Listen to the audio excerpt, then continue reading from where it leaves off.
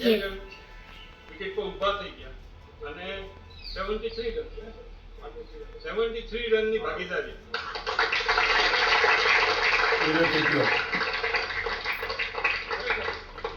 વિનરને તો અભિનંદન, લૂઝર્સને પણ ચિંતા કરવાનું કશું છે જ નહીં. આમાંથી શીખવું પડે.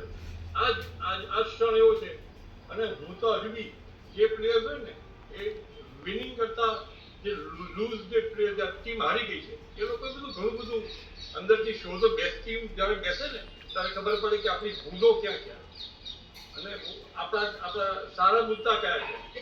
તો આ બેસીને ખબર પડે અને એટલા માટે કે જેટલી વધારે મેચીસ રમશો એટલું તમને સારો એક્સપોઝર મળશે.